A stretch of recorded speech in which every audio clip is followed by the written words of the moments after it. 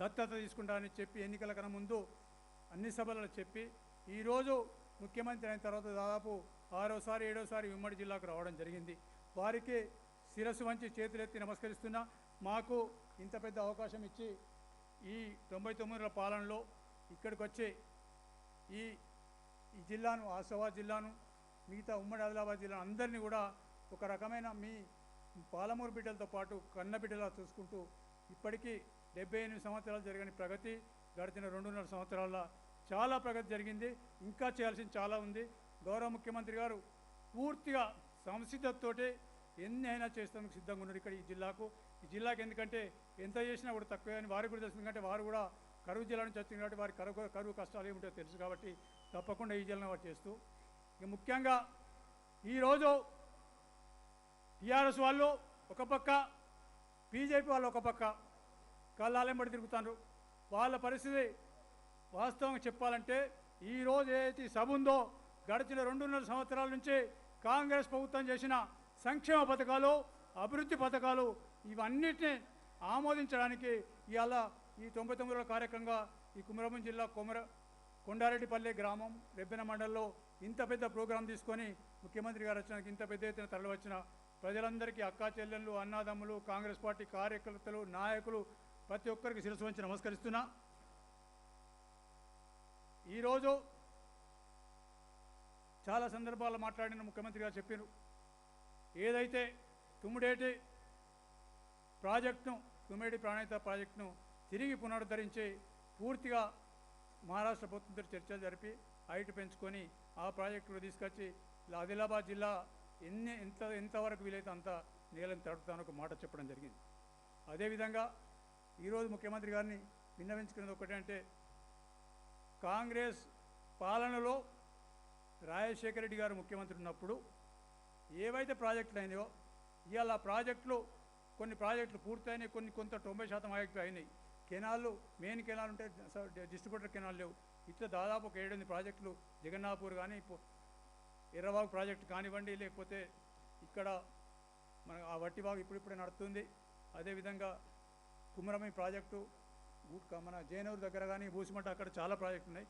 అన్నీ పూర్తయినాయి. కొన్ని కెనాలు కావాలి, కొన్ని తూములు కావాలి, ఈ రకంగా ఉన్నాయి. కాబట్టి తప్పకుండా గౌరవ ముఖ్యమంత్రి గారు ఇక్కడికి సంబంధించిన అన్నీ తప్పకుండా చేస్తారని ఒక నమ్మకం నాకున్నది. తప్పకుండా ఇప్పటివరకు వారు ఇచ్చిన హామీల ప్రకారం తప్పకుండా చేస్తుండ్రు.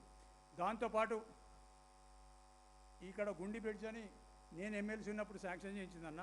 ఆ గుండి బ్రిడ్జు పిల్లలు పూర్తయినాయి, అక్కడనే ఆగిపోయింది.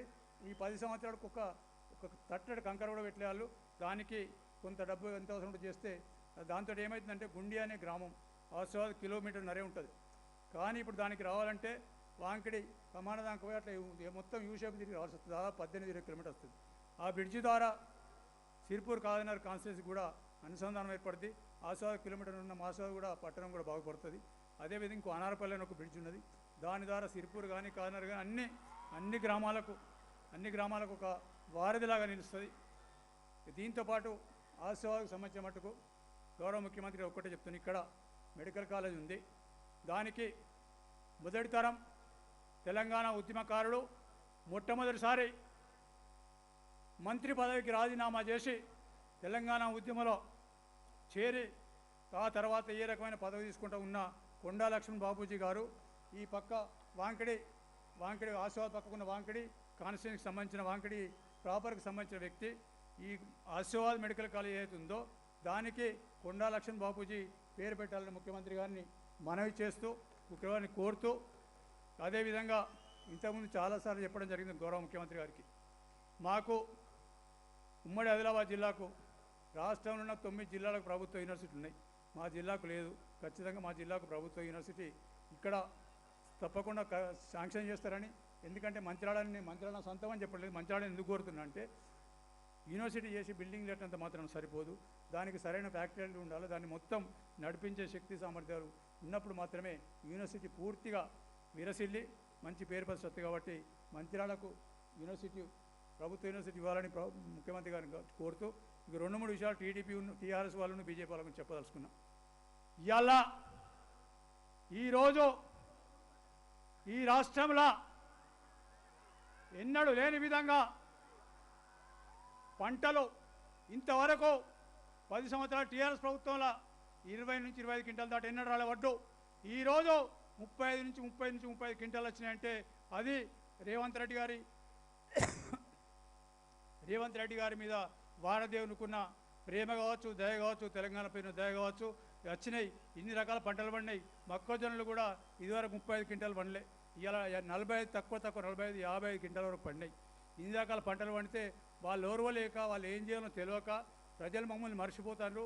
మేము ఏదో చేయకపోతే ఎక్కడో పోయి కూర్చుండో, లేకపోతే కళ్ళాల దగ్గర పోయి కన్నీళ్ళు కార్చో, లేకపోతే ఇంకేదో చేయకపోతే ప్రజలు మమ్మల్ని గుర్తించాలనే ఉద్దేశంతో ఒక పక్క టీఆర్ఎస్ వాళ్ళు, ఇంకొక బీజేపీ వాళ్ళు.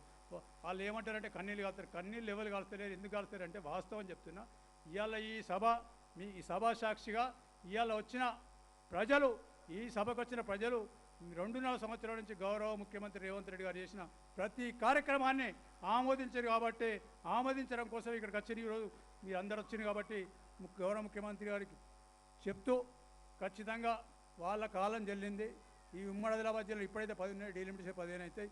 ఉమ్మడి ఆదిలాబాద్ జిల్లా ఎన్నికల కన్నా ముందుకు చెప్పడం జరిగింది. మళ్ళీ ఈరోజు కూడా చెప్తున్నా, తప్పకుండా డీలిమిటేషన్ ఏదైనా 15, డీలిమిటేషన్ కాకపోతే 10 సీట్లు ఖచ్చితంగా మీ కిట్టిలా రాసుకొని పెట్టుకొని 10 సీట్లు తీసుకొచ్చి మీ చెంతన పెడతాం. మాకు ఉమ్మడి ఆదిలాబాద్ జిల్లాకు ఏదైతే అన్యాయం జరిగిందో గడిచిన 75-80 సంవత్సరాల నుంచి అది మీరు దాదాపు ప్రతిజ్ఞ తీసుకొని చేస్తుండ్రు. దాన్ని ఇంకా చాలా చేయాల్సింది. తప్పకుండా పెద్ద సింహభాగం మాకు చేయాలని కోరుతూ మరొక్కసారి టీఆర్ఎస్ బీజేపీ వాళ్ళు వాళ్ళ ఆటలు చెల్లి, వాళ్ళ కాలం చెల్లింది. వాళ్ళని ప్రజల దగ్గరికి వస్తలేరు. మీరు చూస్తే ఫోటోలు వీడియోలు చూస్తే వాళ్ళ దగ్గర టీఆర్ఎస్ వాళ్ళు ఏమిటి, టీఆర్ఎస్ నాయకులు లేకపోతే కార్యకర్తలు, లేకపోతే బీజేపీ వాళ్ళు ఏమిటి వాళ్ళ నాయకులు వాళ్ళ కార్యకర్తలు తప్ప ఒక్క రైతు కానీ ఒక్క రైతు ఎక్కలేడు. కావాలని మా ఎంబడి రైతున్నారు, రైతులు ఎడుతున్నారు, నాకు నాటకాలు చేస్తారు. ఈ ప్రజలు ఎవరు నమ్మరు. ప్రజలు ఏదైతుందో ఖచ్చితంగా మీరు చేసిన ప్రతి కార్యక్రమాన్ని విశ్వసించారు, నమ్ముతుండ్రు. ఏవైతే మీరు 6 గ్యారెంటీలు కానీ మిగతా అన్ని వాళ్ళు అయిపోయి అన్ని మూటకాలు. వాస్తవానికి 70 నుంచి 80% మన గ్యారెంటీలు పూర్తయినాయి. మిగతా కూడా ఇంకా 2.5 సంవత్సరాలు ఉన్నది. వాళ్ళు మనకు ఇచ్చినాడు కాలు చిప్ ఇచ్చారు. కాలు చిప్ ఇస్తే ఆ కాలు చిప్పను పట్టుకొని మీకు చేతులు, మీకు కానీ ఆర్థిక మంత్రి గారి చేతులు అయితే మొక్కాలే. దాన్ని ఇక్కడ దాకా తీసుకొచ్చానంటే ఆ పూర్తి క్రెడిట్ మీకే వస్తుంది. ఇక ఫైనల్గా ఒక్కడేసారి ఈ ఎదురు కూర్చున్న వాళ్ళు, పక్క కూర్చున్న వాళ్ళందరికీ చేతులెత్తి మొక్క చెప్తున్నా. అందరూ ఒక్కసారి ప్రత్యేకంగా నిలబడండి. ప్రతి ఒక్కరు లేచి నిలబడాలి గట్టిగా. అందరూ మొత్తం నిలబడండి, గట్టిగా చప్పట్లు కొట్టండి.